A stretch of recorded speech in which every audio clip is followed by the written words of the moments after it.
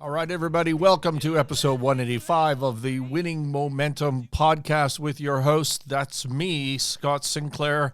Welcome again. I know it's episode 185, and for you long-term listeners, those long-time listeners, you will know that this is really just a beta. We're testing out some new equipment here. We're changing the format of the show. It used to be Martinis with Scott. Now it's the Winning Momentum podcast. We will be having some interviews coming up in 2022. So we're changing up that format a little bit. But right now I'm just testing out. I'm testing out the new mic. I have a new mic stand here today. If you're on the watching on the YouTube show, on the YouTube channel, you can see the new mic setup, which is extraordinarily obtrusive and picks up desk sounds and other things like that. Got the Rodecaster Pro going, and we'll see how it goes. So I wanted to do a couple of shows testing out the new equipment before we start inviting on guests and wasting their time with equipment failures. These podcasts and shows are always a tricky technological endeavor. Today on the Winning Momentum podcast, we're going to talk about shareholder loans when business owners advance funds to their own company and how those should be thought of and how those should be treated. And we're going to talk briefly about the many hats that are worn by an owner-manager. So an owner-manager, a person who owns a business and works in the business, the various hats that they wear, the roles that they fulfill within that business. This is a topic near and dear to my heart today. And in 2022, as I keep plowing tons of dollars into my businesses that, were shut down for COVID, shut down for commodity supply issues, shut down for the holidays. And a shareholder loan is when you're advancing money to your own business, and there's lots of pitfalls associated with that, apart from the obvious pitfall that maybe you just run out of money someday. And so the bottom line is shareholders that we're going to talk about today is that shareholder loans are loans, and you need to treat them as such. So shareholder loans are loans. Treat them as such. As mentioned before on the Winning Momentum podcast and the content that we're writing, the newsletters, the posts that go on LinkedIn, on the Sinclair Range website, sinclairrange.com, on the soon-to-be-released thescottsinclair.com website. The Winning Momentum content will be organized into, three stools, three legs of the stool. And one leg of that would be leadership. One bucket of content would be leadership skills. One bucket would be personal development, because if you're an entrepreneur, if you're an owner manager, you can't separate the business from the personal habits and routines of its leadership. And the third bucket of content will be technical. The third leg to that stool will be technical. That's sort of what today's is. It's a different, unique, proper way, I think, to think about shareholder loans and advances and the roles that you play within your own company. And so I put that on the technical side, and this is a hugely important issue. Hey, do you climb ladders? I know that's a random thought, but just before we get started on the content, do you climb ladders? Today's show is brought to you by Roofers World at roofersworld.com. Do you remember the last time you climbed an extension ladder? Maybe you needed a rescue. Maybe you needed to rescue a lost toy from the roof, had to paint the trim around the window or clean the gutters. You know the routine. You strategically try to find the best place to position the ladder, but you still end up scratching and denting the gutter. I have to tell you, when I'm climbing a ladder, I, since birth, have been terrified of heights, and the last thing that's going through my mind is that I scratch my gutter. Okay, I'm more concerned about falling to my death, unstable ladders. I just don't like going up on the roof. Anyways, let's get on with the read. When you finally pluck up the courage to venture up, you grip the ladder tight, praying that it won't wiggle, trying desperately to push the thought of falling out of your head. Trying desperately to push the thoughts of falling out of your head. That is the old way to climb a ladder, and it's why we invented the ladder mount. This is a one-of-a-kind gutter guard that slips easily into place using a broom pole with the safety of the ground. Ladder mount is designed to fit standard gutters and can easily be placed over the gutter brackets. You'll notice the difference as soon as you begin to climb. Ladder mount provides a stable base for your ladder and gives you the confidence to climb safely. Now, if I had been more organized, for those of you on YouTube, I would have shown you a ladder mount, of which I have one in my office, but I'm not going to disconnect from my Rode Procaster here to go grab one for you. Next show, maybe you'll see it next week. Home do-it-yourselfers love the ladder mount because it gives them peace of mind when climbing a ladder, and it'll save you hundreds of dollars protecting your expensive gutters. Check out the ladder mount. Ask for it by name at your favorite DIY, do-it-yourself and paint stores. That's both in the U.S. and in Canada. And you can look at the roofersworldstore.com, roofersworldstore, all one word, .com. You can order them online. Go check that out, and thank you to Roofers World. All right, let's jump into shareholder loans. And as a precursor to this discussion, I want to talk briefly about the power of debt. And at the end, I'm going to come back again to the power of debt, because I think as owner-managers, as entrepreneurs, we don't often think about debt as being powerful.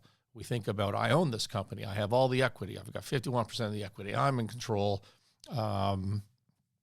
And it's the equity that matters, when, in fact,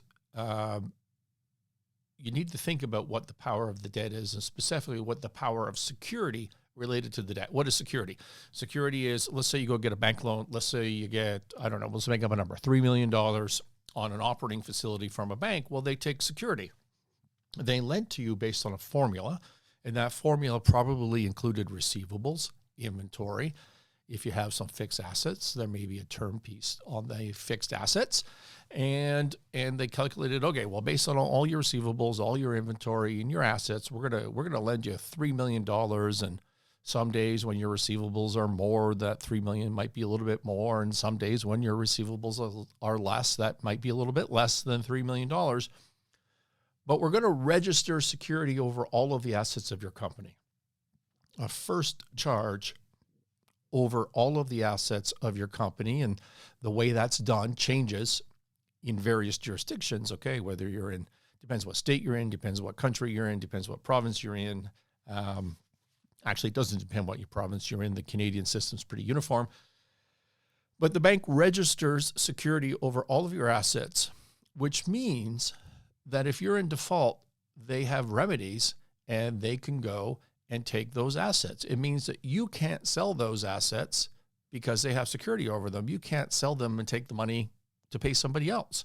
The debt holder, the secured creditor, in this case, the bank, in our hypothetical example, controls, in a sense, the outcome of those assets and the economic value of those assets. And here's what I want you to remember. Secured debt trumps, when it comes to protection, ownership of the economic value of the asset, secured debt trumps unsecured debt.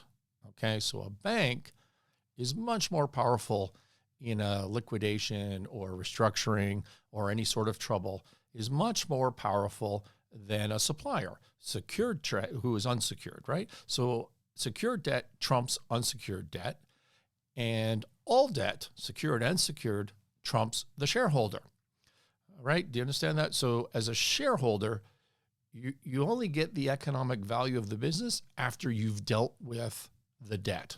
And at the whim of the debt, you could take some dividends out if your bank lets you. If your bank doesn't let you, you really can't take the dividends out, right?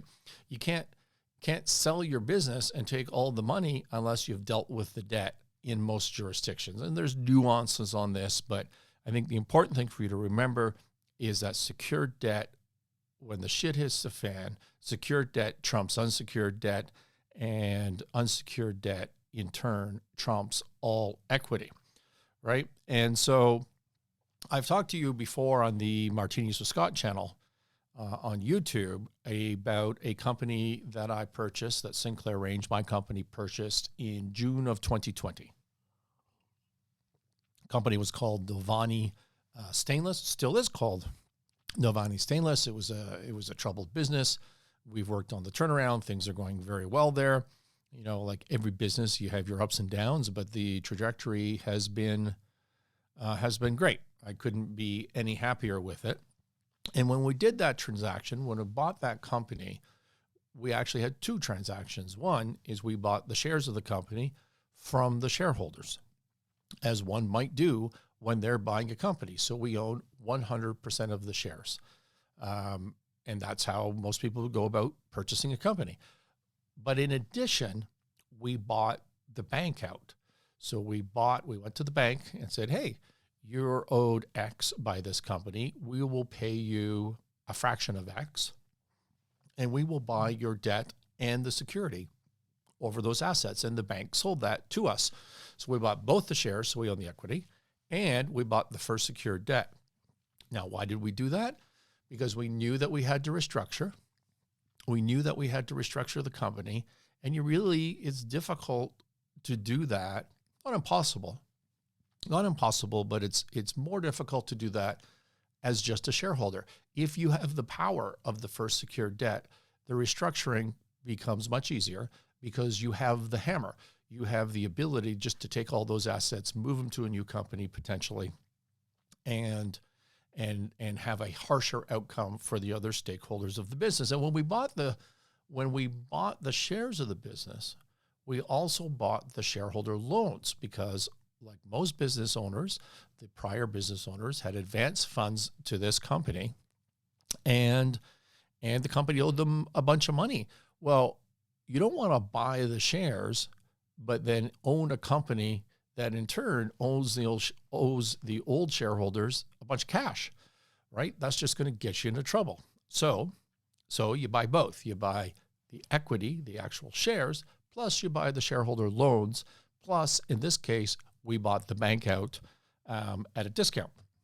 And so I just wanted to give you that context of the power of debt and what I've called on the Martinis with Scott channel in the past, the pecking order of things. First secured, unsecured, equity.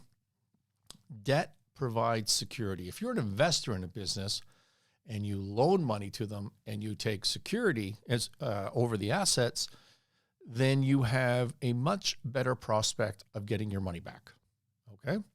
So debt provides security, and equity provides upside, because it's the shareholders, once you've paid off the debt, it's the shareholders that participate in the increase in the value of the business.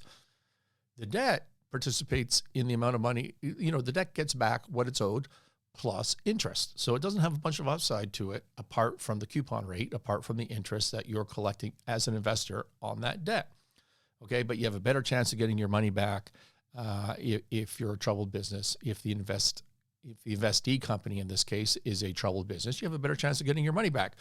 On the equity side, it's more risky, but you get higher reward if there's increase in value that accrues to you. Okay, so there's the difference in investing between debt and equity, and you can flip that around as someone who's looking for an investment. If you have a company that is looking for investment, well, you took more of a risk by taking on debt because you have to pay back, but you haven't given up the upside as the owner of that business. If you take on an equity partner, you don't have the risk of having to pay back the debt, but you've given up some upside. As an investor, right, which do you want? Do you want debt or equity? Well, it depends on your situation, but you could come up with hybrids. You could come up with a structure where you're investing in what's called convertible debt. So it's debt until you choose to make it equity. And when you choose to make it equity, then you can get the upside. You would only choose to do that if things look pretty good. And so with a convertible debt instrument, you can get the best of both worlds. You can have security, the comfort that you're going to get your money back, but then if things are going great, you can convert into equity. And so that's the most awesome thing to do almost always as an investor. And again, flip that around. If you're the company trying to attract investment, I mean, it sells easier. It sells easier to issue a convertible debt instrument, but you're both taking the risk of having to pay that money back, and you're giving up the upside when things go pretty well. So I wanted you to have that context as we talk about shareholder loans. Now, you're an entrepreneur, you're an owner-manager of a family business, and what that means is how would I describe that? Well, it means that you're both a shareholder, you're probably director, and you work in the business. All right. And so owner managers always are simultaneously fulfilling many roles within a corporate body, within a corporation, okay, within a business. And every one of those roles has unique rights and unique obligations. You have things that you have to do with that because you fulfill that role. And there's things that the law protects you on because you're in the position, because you're in that role. All right. So examples would be you're a common shareholder. You own this business by definition, owner manager. You could be majority, you could be minority. The law might treat you a little bit differently depending on that. You could have a shareholders agreement, which redefines the terms between the majority and the minority shareholder. You could be a preferred shareholder, which is another way to be a shareholder with a different type of non-voting share. For example, you would be officer, okay, which is a legal position, say president or chief executive officer. You could be a director. You probably are a director of your own business, which again has different rights and different obligations for that corporation. You could be an employee. If you're the president of the company, you're probably an employee. And when you're a shareholder and you lend money to the business, you are also a lender. When you lend money to your own business, you are also a lender, a creditor. Okay.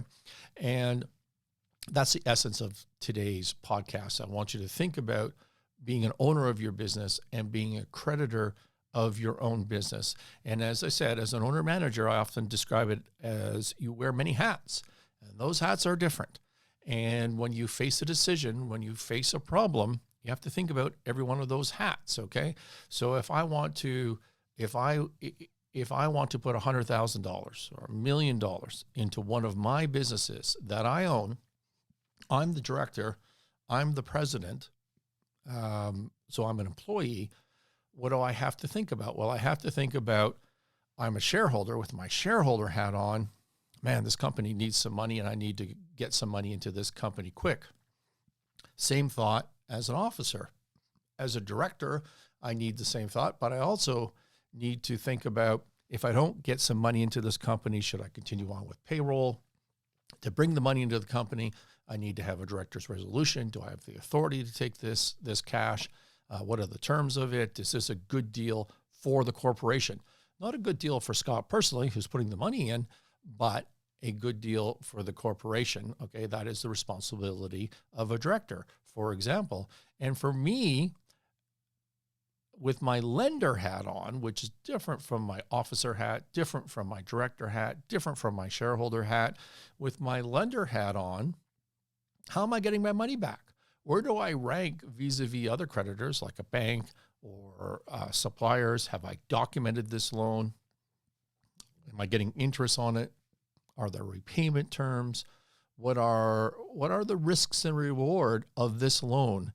And have I even thought about it? Or am I just panicking with my director hat on or shareholder hat on, an officer hat on, and throwing in the $100,000 into the business and not even really thinking about myself as a lender, which is what I should be doing. I should be respecting each one of the positions, each one of the hats that I'm wearing.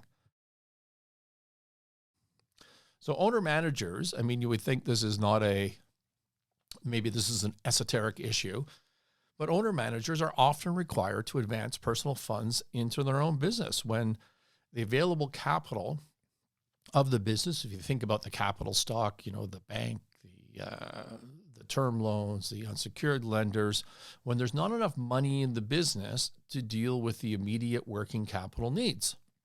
Going on with my business right now, which I fully expected, all of my business going through the Christmas season, and receivables aren't being collected on the usual time frame. We need to buy a bunch of commodities to continue to produce. And so this is the normal thing. So, at certain points during the season, the cash flow is great. At some points during the season, the cash flow sucks. And so you got to pay the piper. In my position, you have to pay the piper. And so owner managers have to do this a lot, often. The advances can come in various forms. And, I'm talking about, gave you an example of throwing $100,000 into a company, or $1 million into a company. But that's not the only way shareholder loans arise. They could come from a reduced pay. If you had a salary of, say, $100,000 and you didn't take it for, make it $120,000, so $10,000 a month, and you decided not to take salary for 2 months because your company's out of cash, well, that's a $20,000 loan to the business, right? And it should be treated as a loan. What are the terms? What are the repayment terms on that? What about the business putting expenses on your personal credit card, and then you're not filing expense claims with your own company, and you're not getting paid back? That's a form of advance to your own business. So there's also, look at that. In 30 years of working with businesses, troubled businesses, doing turnarounds, never once have I ever seen a company that did not have a whole bunch of shareholder loans built up on their balance sheet for some reason, right? And so that's always the case. Everybody who's in business, who's an entrepreneur and an owner manager, deals with this situation. So with the day-to-day pressures of running a business, and you're throwing money into your business from time to time, you just forget about these different hats, and you don't treat yourself with respect as a lender. You don't look after yourself with your lending hat on. And really, what is the difference in substance between a bank loan and a shareholder loan? What is the difference in substance between a bank loan and a shareholder loan? And the answer is there's very little difference, apart from the fact that the bank took the time to do their due diligence, write a credit facility, get their lawyers to do a general security agreement, and register their security. And within all of that, there are repayment terms, there's interest, there's definition of when things need to be paid, and there's events of default. If the company doesn't pay back the bank, then you can default, and the bank has rights with the security that it took, perhaps to put in a receiver, perhaps to foreclose on the assets, perhaps to put in interim management. Whatever the rights are of that particular lender, they have those rights. And so the bank took the time to do it, but you didn't as a shareholder. You've put a substantial part of your net worth into this business. The bank did not put a substantial part of its net capital into this business. They have a little small piece of a grander portfolio into the business, and they took all of these protections. But you, if you're the owner manager, you've put a huge chunk of your life into this business very often, and you took no protections at all. You didn't write a loan agreement. You didn't take security. You're not documenting anything. You're probably not even doing the accounting properly in terms of accruing the interest or whatever, right? It's a huge part of your life, yet you haven't taken it seriously. And that is the difference between a bank and most shareholder loans that we see. You run across this issue all of the time. Consider a company with 2 equal shareholders. This is an actual example of a client file of mine from years ago. I don't even remember which file it is, but I picked up the example from an old post that I had done. So you have 2 equal shareholders, and when they started their business, so it was a newco, it was an entrepreneurial venture. When they started the business, the one shareholder said, "Hey, this is my gig and I'll do all the work for 50% of the shares." Okay. And the other shareholder said, "I'll put in all the money for 50% of the shares." But then the shareholders agreed that the partner that was putting in the cash was doing so pursuant to a credit facility agreement and a general security agreement and registering security over all of the assets, the business of the company. And they went to a lawyer and had all that stuff drafted and registered properly. So you got one shareholder doing all the work, and you got one shareholder who's putting in the money and taking half of the upside, but also scheduling that as debt. Okay. So let's just make up a number. Let's say the money going in is $1 million. What they did was they put in $1 million with a credit facility, documented a general security agreement, plus for free, they got 50% of the shares. And then the other shareholder put in no money, agreed to do the work, and got 50% of the shares plus a paycheck. And the paycheck was at fair value. So that's actually a understandable and very common arrangement between partners. Now, as it happens, as companies often do, this company stumbled. And as often happens with partnerships, the partnership had a bitter falling out, a very bitter falling out. I'm actually recalling what this business was now. So, I remember how nasty this was. And this was all done before we had shown up, or before I had shown up. And so they got into a battle. Who won the battle? Okay, you got one shareholder with 50% of the shares, and you have the other shareholder with 50% of the shares, plus first secured debt. In my example, I said $1 million, doesn't matter, but first secured debt. Well, who won the battle? Of course, the debt won the battle. As I told you, secured debt trumps unsecured debt trumps shareholder equity. Okay, so one's got secured debt, one has just equity. The secured debt wins because that's what always happens. Okay, and the shareholder with the secured debt ultimately in this situation, as I recall, demanded on their loan, right? There was a default. They said, okay, give me my money back. Give me my $1 million back in our example, which the company couldn't do, of course. And even if it could, the guy running the company, the partner running the company wouldn't have wanted to do that anyways, because at this point they're in a bitter dispute. And so the company didn't pay it back, and the secured partner, the secured lender / partner in this situation was able to act on their security, take over the entire business, effectively oust their partner who gets nothing at the end of the day. And by the way, anybody else that had lent to the business, like a supplier, okay, who was ranked below in the pecking order of things, ranked below the secured debt, they also get ousted on that sort of transaction. I tell you that so that you grasp the power of debt when things are going wrong, and the fact that a shareholder can as well be a lender. There are two different issues, okay? Now, owner managers sometimes object. You may be thinking to yourself right now, yeah, I want to put it in as debt. I understand what you're saying, that I should capitalize my own business and I should have a convertible instrument, convertible debt piece, something that is secured debt, but then later when I decide to, I can throw it into equity. I know that I should do that, but in the future, I want to go to a bank or I want to go to a third-party investor, and I want my money to be treated as an equity investment because, you get this whole bank says, I'll lend you $1 million if you put $1 million in kind of conversation, or a VC saying to you, hey, what have you invested in your own company? Why are you coming to us for all the cash? What is the value of this thing? And have you put some money in? And what you don't want to do is show the bank or the VC investor or angel investor. You don't want to show them a balance sheet that's got a bunch of debt on it, right? Because you want to show them that you're committed to your own deal. Well, that's fine. Deal with it in the future, okay? But today, if you don't have that situation, document your loan, because you can always have a negotiation with the bank. You say, cool, you need me to have this amount as my investment. There's my amount. It's a shareholder loan. I can agree to postpone that, which means that I will not take any of that money back until you're paid out.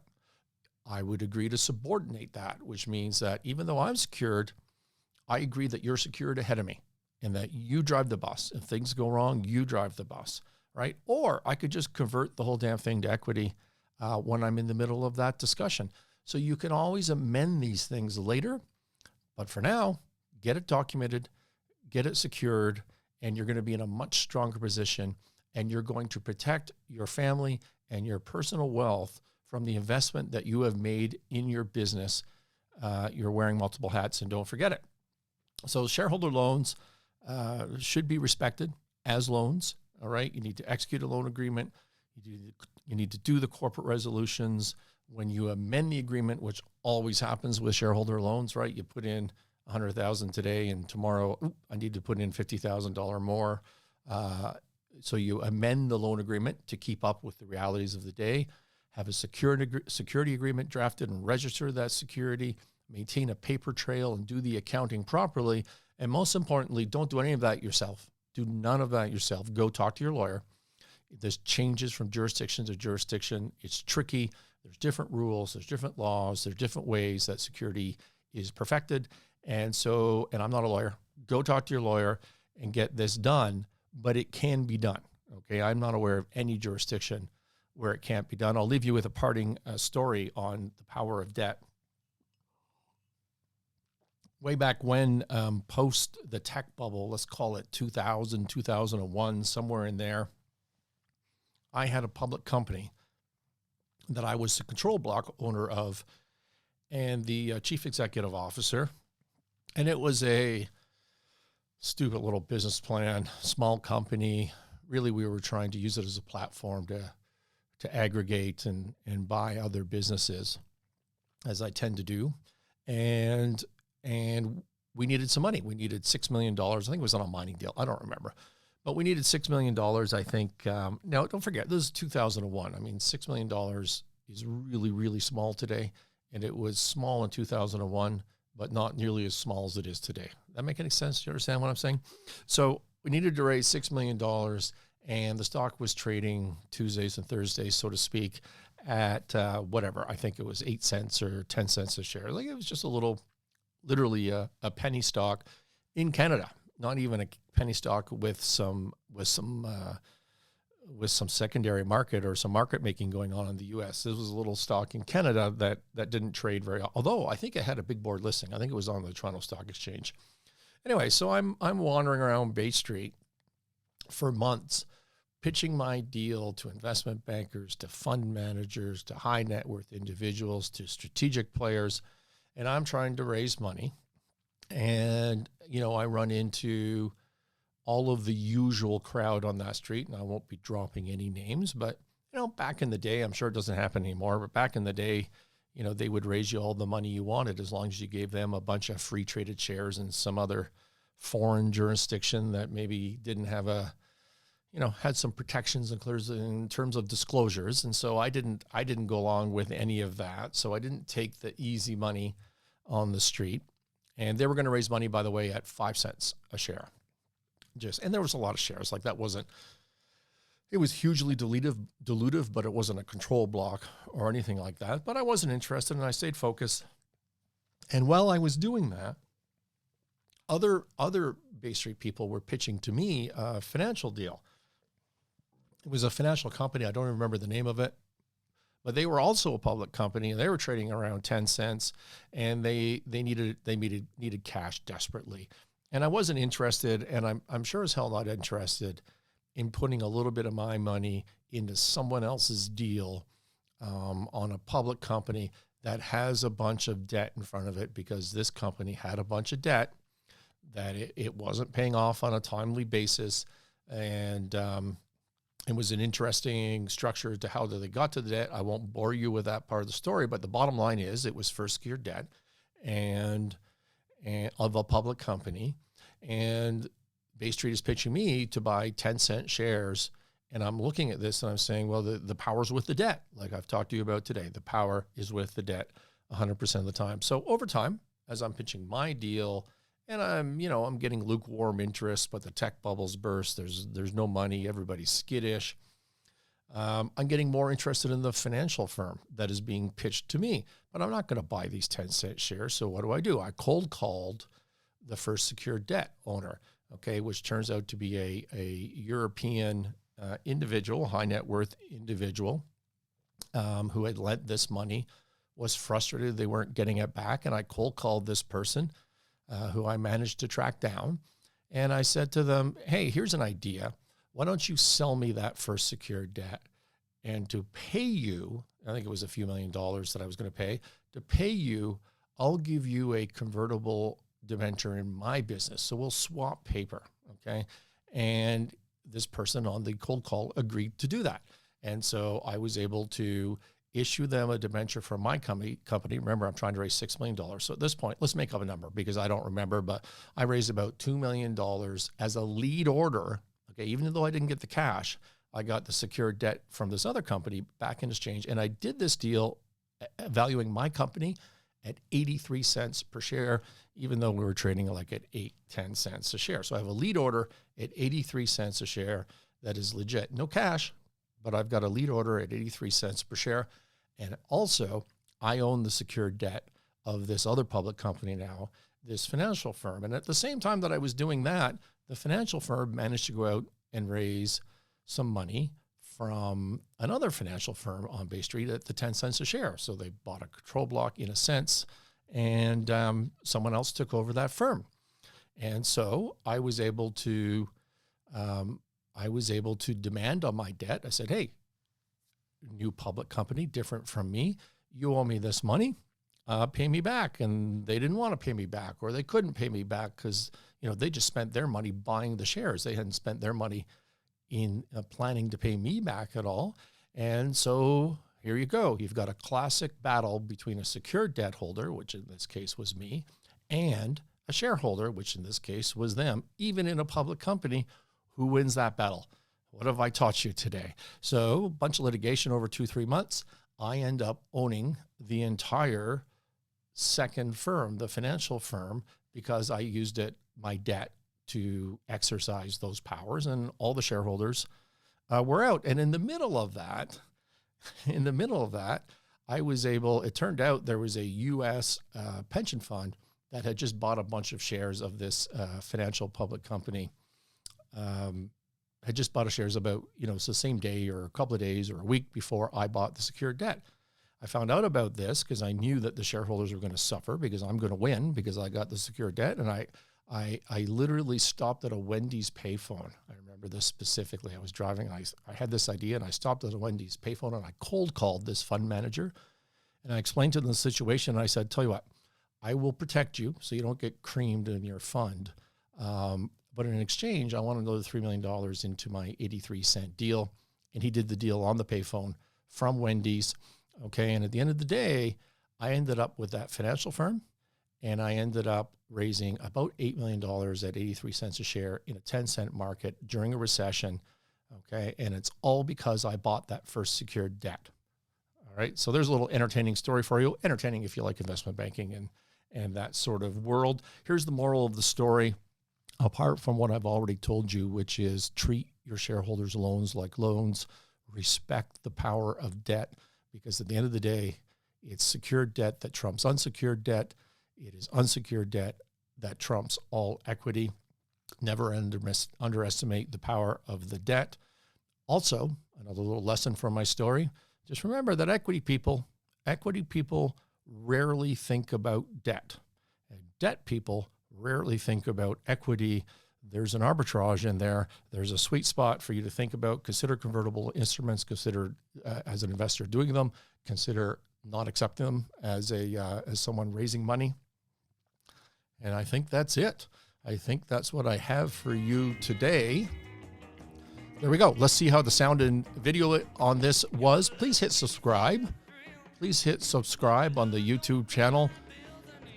And we will see you next week. I feel like I had something else I want to say, but I can't recall for the life of me right now.